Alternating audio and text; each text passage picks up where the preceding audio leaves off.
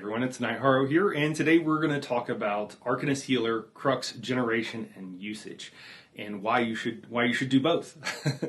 So when I took a first look at the Arcanist, one of the comments that I made in a video then was to say, hey, it seems like there's no reason for a healer to use Crux. It was pointed out to me by a couple of people, which I appreciate, that there are reasons that you want to use Crux because of some passives. And, honestly, if you just read about the passives, you'll know more than like 99% of people in the game. And, there's so many of them, it can be, even I forget sometimes. So it's good to go back through and read them. But the main thing is that you want to both generate and consume Crux. So there's a couple of abilities. One of them is Implacable Outcome. This, whenever you consume a Crux, it gives you 4 ultimate and has an 8-second cooldown. So this is just another way of generating free ultimate every 8 seconds. So kind of a useful ability, and you need to consume Crux to be able to do that. More ulti generation is better, especially if you're like an Arcanist healer and you want to be able to use your class ult more often. After that, there's a critical healing and damage passive that gives you a 12% increase in critical healing and damage. But that extra 12%, so if you're in a group setting, you're probably going to have around 50% crit. So that's another 6% extra healing, effectively. So it's pretty significant. Each Crux gives you 3% increased healing. So obviously 1 to 3, so you get 3% to 9% healing just from the Crux, but then also from using it, you get this extra 6% healing. So it is objectively better just based on that, that analysis, that comparison, to generally both generate and use Crux, because that'll be better for you on average. You will heal for more, and that is without taking into account the extra ultimate generation you get.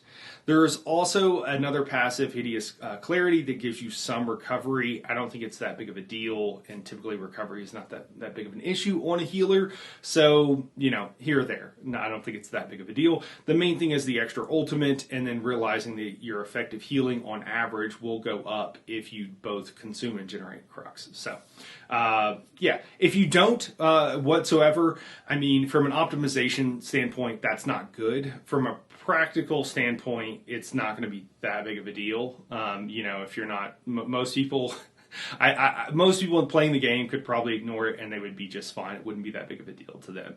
So just realize that. Although I would tend to recommend, here we always try to improve, do better, and learn more, and, so I would recommend for most people. But if you're new or something like that, you're already overwhelmed with everything else that's going on, I think you would be just fine in ignoring this. Okay, so how do you generate Crux, and then how do you use Crux? Well, there's a lot of different ways. Some of them are better than others. I will not mention everything here, because I think some, like, if it's attached to a taunt, for example, you're not going to be using as a healer. This is meant for healers. So I'm not going to really address that too much. Some of them are just not really good or too situational or whatever. I won't talk about them. There are some damage-based ones that I'll talk about briefly, but mostly we're going to be talking about things you would use when you're actually healing. So to generate Crux, we have Run Mint, which is the single target heal that can have a little bit of a heal over time, but it's mostly a burst heal. It's decidedly okay. It's not amazing. It's not terrible.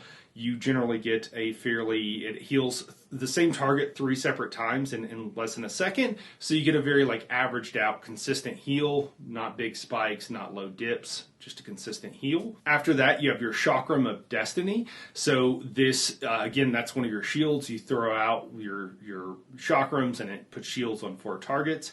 After that, Crux Weaver Armor. This is one that I think is a little bit still underrated. Crux Weave Armor, what it does is just by casting it, if you take damage, you will generate a Crux. And this has a cooldown on it, what have you. There are a lot of fights where you can choose to take damage. So most fights, honestly, you can choose to take damage every handful of seconds. You might need to walk into it, but it's not going to kill you, and you could take damage. So basically all of the boss fights in Dread Cell Reef and in most trials, there's a situation where you can do that. Not all of them, but many situations. So having something like Crux Weave Armor on, whenever you take damage, it generates a Crux, and then it has a cooldown. This can be something that passively, and the duration on it lasts for a long time, up to 30 seconds. So you only have to hit it once every 30 seconds, and it can generate Crux for you. So not a ton of Crux generation, but at the same time, if you want it mostly for the passives, this will work quite well. For consuming Crux, you really have two main sources of that as a healer. One is going to be your healing beam, right? Consume Crux to heal. Both morphs are fine. You have Cascading, Fortune, and Curative Surge.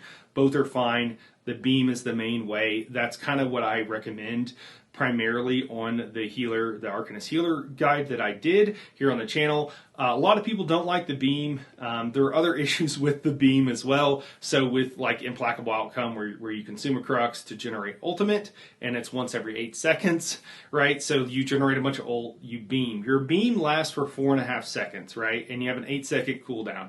So that means that you have 3 seconds to cast more Crux generating abilities before you need to be using Crux again to get the maximum ultimate generation from this, right? It's kind of weird. It doesn't really work out really well. The healing beam at its peak can heal for like 30k a second in an AoE. It's a huge heal. So it can be very useful, but kind of using it for its full duration all the time, it's kind of weird. So it might be something you want to block cancel. If you hit block, you'll stop casting the beam. Or it could be something where you want to use a different skill to consume Crux. The only other thing that I really recommend is going to be the Tidal Chakram, which, this could be really great in a few specific situations. The main one I can think of is Baneful and Cloud Rest, because it puts a shield on the targets, consumes Crux to heal them. It heals for 1/3 of the shield's full health every second based on how many Crux you have. So 1 to 3, so it could heal for 100% of the shield's health every second. The cap on the shields it doesn't really tell you this, but it's like 43% of your max health. So that's the biggest your shields can get, even though they scale off your resources. That's as big as they can get, but that's pretty significant, So in Baneful, once that goes out, you hit it right when Baneful goes out, it shields those targets. They have a healing debuff on them, so preventing them from taking more damage is very important, and that can be very helpful. And then it makes it a lot easier to heal them out because they're not continuing to take damage while they have the healing debuff. Trust me, it just makes things a lot easier. So Tidal Chakram, though, you could also just use it just in general. It would shield people, provide them a little bit of heal to top them off and consume. And also it's only 1 GCD as opposed to 4.5 global cooldowns. So those are the main ways of doing it. So all you got to do is just pick one skill to generate Crux, and then one skill to consume Crux, and you're good to go. So again, just to repeat that, generating Crux, we have Runman, which is our single target heal over time. It's kind of usually you don't need to heal over time in major group content, but it generates a Crux, so there's that. You have your Chakram of Destiny, which obviously you can only do if you're not going to use that to consume Crux. So one morph creates Crux, the other morph consumes it. And then we have our Crux Weaver Armor, which if you're taking damage is probably the best and the most easy, don't have to think about it, just kind of happens passively kind of way to go about it. And then you can use your shield, your Tidal Chakram to consume Crux, or again, you can use your healing beam. Those are the two main options. There are some DPS options. So you could use Run Blades to generate Crux. You could use Abyssal Impact. One morph consumes Crux, one morph creates Crux. So again, it's a DPS ability, so you would only use it to generate Crux and to add a little bit of damage. Or you could do Inspired Scholarship, so the beam, right, to consume Crux, the DPS beam. So there is a situation where if you're a healer and things aren't going fine, you could use something like your Chakram to generate Crux, and then you could DPS beam to add a little bit DPS to the group and probably do a significant amount of DPS, honestly, depending on how much healing you have to do. But if you're kind of in an off healer role, that's probably something fairly reasonable that you could do, is just consume that Crux by doing the beam. But again, you're not really going to get that off of the cooldown for the ultimate generation, so it's really weird. Basically, The takeaway from all of this is it's not as well designed and as well tuned as it could be, and so you just kind of have to pick what you want to do. There's nothing that's going to work out perfectly for you that I have found, where it's like, oh yeah, do this every 3 skills, then you cast, or every 3 casts of this, you cast this once.